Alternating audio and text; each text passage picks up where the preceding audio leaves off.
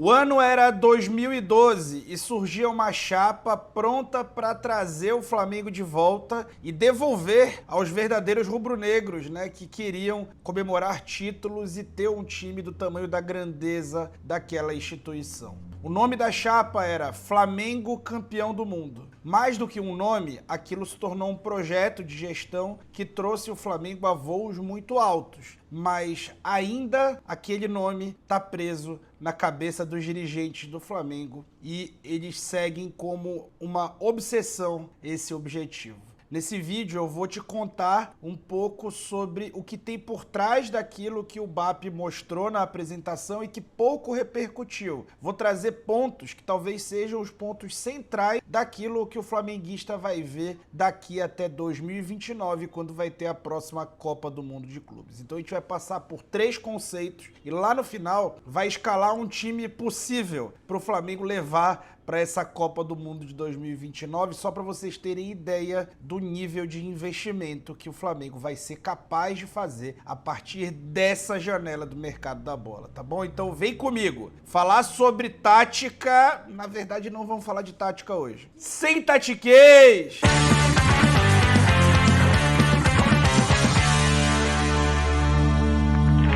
Deixa o like aí, tá? Se quer ver o Flamengo campeão do mundo de novo, deixa o like, se inscreve no canal, hypa esse conteúdo para que o máximo de rubro-negros possível tenha acesso a ele.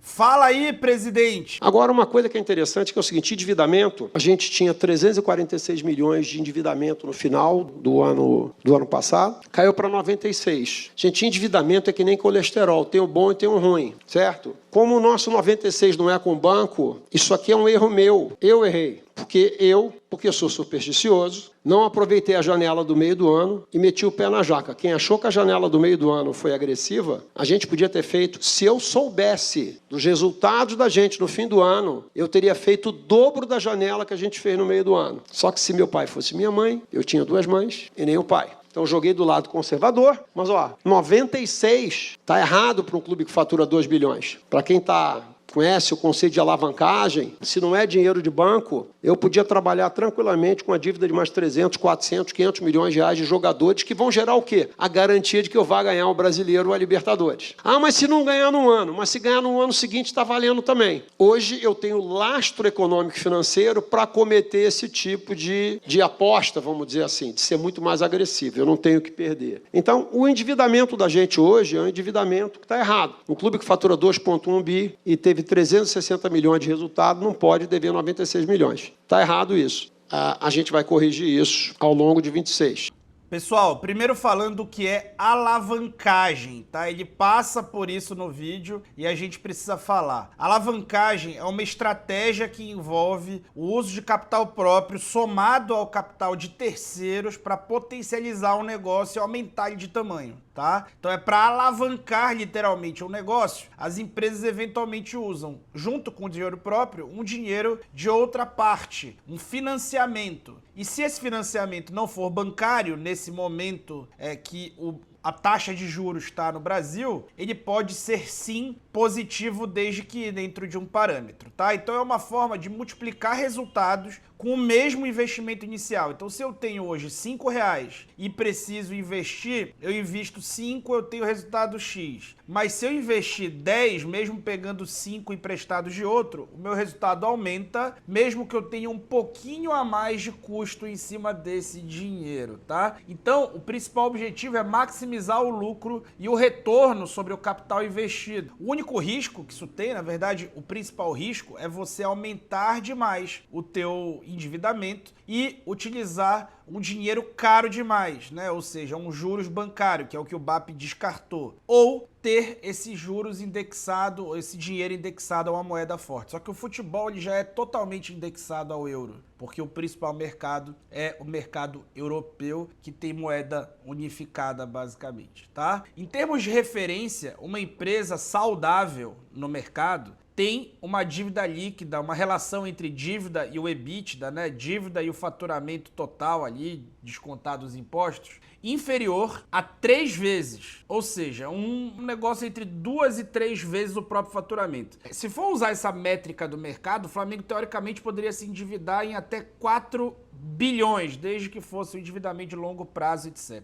O que o BAP está supondo aí, sugerindo, é aumentar uma dívida que hoje é de 96 e está projetada em ser 50 milhões para algo na casa de 400 milhões. Tá? Por quê? Isso deixaria o time num corte próximo a ter 1 bi para pagar agora, ano após ano, sendo 500 milhões basicamente em direitos, que aí você pode parcelar esses direitos e sempre ter 500 milhões para pagar, e 500 milhões em folha de pagamento, tá? Então, o Flamengo hoje, ele não está endividado dentro do que ele poderia estar de uma maneira saudável e sustentável, então ele está gerando caixa demais e não é uma organização com fim lucrativo. Então, ela tem que investir no próprio crescimento. Qual que é o principal ativo de um jogo de futebol? A gente já falou bastante. É a principal matéria-prima do jogo, que são os jogadores, que é uma matéria-prima única e muito rapidamente perecível. E é por isso que esse reinvestimento precisa acontecer. Mas o BAP, ele trouxe um outro ponto, que é um ponto muito importante da gente abordar, tá? Quando ele fala que o time precisa, que ninguém vai gastar mais do que o Flamengo. Ninguém vai passar a gastar mais do que o Flamengo daqui para frente. Vamos escutar. Fala, presidente! E aqui tem uma coisa interessante que é o seguinte, gente. A gestão anterior do Flamengo, ela não reagiu ao fator SAF. A gente não percebeu o que estava acontecendo. O gasto de alguns clubes dobrou nas aquisições, os caras aumentaram o nível de remuneração dos seus jogadores, e o Flamengo, que era o que mais investia, o que mais gastava com folha, nós caímos para 4º ou 5º lugar durante 2 anos. Então, quando a gente olha aqui, ó, esse é um quadro que mostra eficiência. Se vocês olharem aqui na vertical, tem quanto que o clube fatura por ano. Então, em 24, o Corinthians teve de folha de pagamento, todo mundo percebe que é mais ou menos a mesma linha do Flamengo. O Corinthians teve o mesmo tipo de folha que o Flamengo, o São Paulo gastou mais na folha que o Flamengo fez mais pontos que os dois, o Flamengo foi mais eficiente. Eles apostaram e gastaram mais do que o Flamengo. E olha o Palmeiras lá em cima, olha o que o Palmeiras fez. O Palmeiras fez uma boçalidade, acho que todos vocês já viram que eles gastaram 700 milhões. A diferença é que o Palmeiras gastou muito e fez muito ponto. Brigou com a gente até o final. O que a gente vai fazer é que a gente vai corrigir essa rota e que a gente não vai deixar mais que ninguém gaste mais do que a gente em nenhuma janela no Brasil. Porque agora a gente tem dinheiro para isso, certo? O que a gente não pode é errar 3 janelas seguidas, mas 2 pode. Então o que eu prometo para os senhores é que a gente vai acelerar. Se a gente errar na primeira janela, tem uma chance da segunda. Quem errar na segunda, eu demito. A gente contrata alguém novo para ter um novo tipo de erro, mas dinheiro a gente tem. A gente não pode deixar isso acontecer. Isso aqui é um fenômeno das SAFs e das bets que entraram no Brasil. O cara recebe um caminhão de dinheiro de patrocínio da bet, ao invés de pagar as dívidas dele como nós fizemos, o cara vai e contrata 2 jogadores. Eu que estou pagando imposto em dia, que estou bacana, o jogador que me custava 8 passa a custar 12. Você começa a ter uma inflação de demanda, certo? E nós não acompanhamos isso. Isso não aconteceu durante 4 ou 5 anos, mas aconteceu em 23 e 24. Então, essa combinação atrapalhou a gente em relação à contratação de atletas, ficaram atletas mais caros, com salários mais caros, houve uma inflação de demanda, mas a gente vai corrigir isso agora. Então vamos pegar o que ele falou aqui. Ele falou que o Flamengo sofreu com uma inflação de demanda e essa inflação de demanda deixou o Flamengo sem compreender o movimento do mercado depois da entrada de dinheiro de SAF e entrada de dinheiro das bets, né, que trouxeram patrocínios muito acima daquilo que, que os clubes brasileiros recebiam. Isso aumentou os salários, os times não pagaram dívida, gastaram mais e o Flamengo virou refém dos gastos desses caras. Qual que é o problema aí que ele se incomoda e que ele promete fazer o Flamengo nunca mais viver, prometendo que o Flamengo vai ser o que mais vai gastar em todas as janelas daqui pra frente, tá? O que acontece? O Flamengo, nesse momento, ele era um cara que ficou refém do preço que o mercado impunha. Então ele chegava ali humildemente para comprar a sua comida no supermercado. Mas quem pautava o valor das coisas era a injeção de dinheiro desmedida e descontrolada e não, digamos assim, rastreada das SAFs, por exemplo. Tá? Então, qual que é a ideia do BAP a partir de agora? É o próprio Flamengo gerar inflação. Ou seja, o Flamengo vai virar o que a gente chama no mercado como price maker, tá? Price maker do mercado, ou seja, um formador de preços ou price setter, dependendo de qual for a teoria da pessoa que formar. Basicamente, a ideia é o quê? Já que eu sou quem tem mais dinheiro e que o mercado está inflacionado e os clubes estão já exigindo de mim que eu gaste muito sem ter um salto, né? Então eu vou tornar esses artigos que são limitados, que são jogadores de futebol que podem jogar na Liga Brasileira, e aí tem uma ótima teoria do Beckler que fala bastante sobre isso, né? Então, se aqui a matéria-prima é um pouco limitada, se eu não posso atrair os jogadores top do mercado mundial, então quer dizer que eu estou limitado a jogadores que estão no momento de carreira fora do seu auge físico, exemplo Jorginho, fora de série, fora do auge físico, ou exemplo Samuel Lino, jogador no seu auge físico, mas um jogador que não é top Europa, que pode ser top América do Sul, mas não é top Europa, porque os jogadores top Europa, eles preferem até ficar numa segunda prateleira com quem o Flamengo ainda não compete. Esse é o erro da análise do Beckler, ele acha que o Flamengo já compete com a segunda prateleira em igualdade, e não é verdade, né? O Flamengo não é top 20 ainda. Ele tá ali numa segunda prateleira disputando o espaço dele, mas esses times, eles ainda faturam mais que o Flamengo, tá? O Flamengo fatura com receita recorrente, que é o que os caras de lá informam, 210 milhões de euros. Ele tá fora do top 20 e tá bem fora, tá? Eu vou mostrar um gráfico de 2024 que vai mostrar para vocês um pouco disso, tá? Então, o Flamengo, ele ainda não compete financeiramente com esses times, então esse ainda não é um problema que ele vai enfrentar. O problema que o Beckler alertou é um problema para 2029, possivelmente, mas não é o problema de 2025. O problema de 2025, 2026 é o quê? Tá entrando dinheiro de qualquer jeito no mercado, não existe uma regulação, e mesmo com fair play financeiro, essa regulação ela não vai acontecer de uma forma que coíba de você ter sucessivos aportes de instituições que têm muito mais dinheiro do que o Flamengo, por exemplo, bancos, que são donos de clubes e que podem botar dinheiro lá porque faturam muito mais do que o Flamengo, que só depende da própria atividade. Ou até supermercado, como tem clube que é dono de uma rede varejista muito grande, bilionária, ou até vamos lá, instituições do mercado paralelo que, como não tem background check, podem chegar lá e meter dinheiro, tá? E usar esse dinheiro ali de maneira desmedida, de certa forma vai acabar depois o dinheiro ficando totalmente limpo, né, digamos assim. Então, como o Flamengo compete com isso tudo, ele quer criar uma barreira de entrada maior. Qual que é a barreira de entrada? Então, se eles estão vindo para esse mercado, para usar os bilhões deles nesse mercado, então eles têm que saber que aqui o mercado tem dono, eu sou o atual líder desse mercado e eu vou levar os preços para cima, para tentar desencorajar que esse dinheiro entre dessa forma. E que sim, os clubes se organizem e gerem a sua sustentação a partir da organização, que foi como o Flamengo fez. Então, ele meio que torna os artigos todos mais caros. Então, o Caio Jorge, que custava 25, ele passa a custar 35, mas só quem pode comprar no Brasil é o Flamengo. Então, faz mais sentido você gastar esse dinheiro aqui dentro do que lá fora. Até porque gastar esse dinheiro fora é colocar uma taxa de 21% de imposto em cima desse valor. Então, se você gasta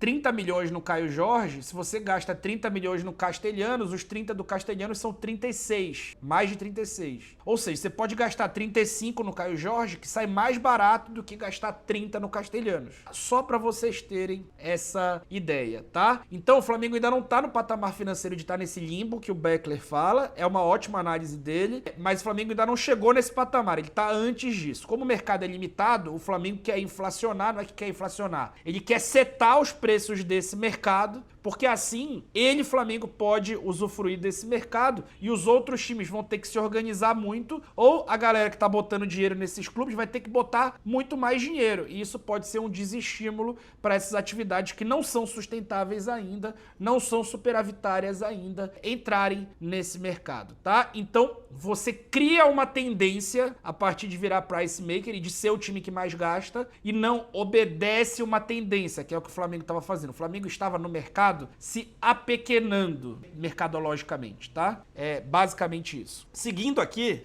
o presidente falou sobre uma outra coisa, tá? Pautada nos gastos anuais. E aqui a gente vai conseguir abordar até um pouco mais. Olha aqui o que Botafogo e Palmeiras gastaram em 25. Esse número daqui, que tem os 716, na verdade ele é perto de 900, porque quando você traz jogadores do exterior, você tem que pagar 18% de imposto de remessa de capital. Então o cara que gasta 700, na verdade ele gastou 900. se é que ele pagou os impostos, certo? Mas se ele pagou, ele gastou 900 milhões. Então, quando eu disse que eu podia gastar 1 bilhão, o que eu estou dizendo para todo mundo? Agora é a minha vez de gastar. Só que eu vou gastar tendo sido campeão do Brasileiro, da Libertadores, tendo o elenco que eu tenho, eu vou gastar o que vocês gastaram. O que não pode acontecer? A gente errar com as contratações da gente. Mas vejam, nós fizemos um investimento de 309 milhões esse ano, então o nosso investimento foi muito mais efetivo do que o do Palmeiras e do Botafogo. Mas se você tem um adversário que todo ano bota isso de dinheiro, alguma hora ele vai te derrotar, não tem muito jeito. Que foi o que aconteceu em 23 e 24. 23 com o Palmeiras, 24 com o Botafogo. Então tem uma explicação matemática para isso aqui. E a gente está pensando, significa dizer que a gente vai gastar 1 bilhão? Não significa dizer que a gente vai gastar 1 bilhão. Mas a gente tem condições de gastar, se necessário for, para recompor esse equilíbrio de forças. Parte estratégica, o futuro. Gastos anuais ali no 2, quadrante 2 da tela final. Gastos anuais acima de 1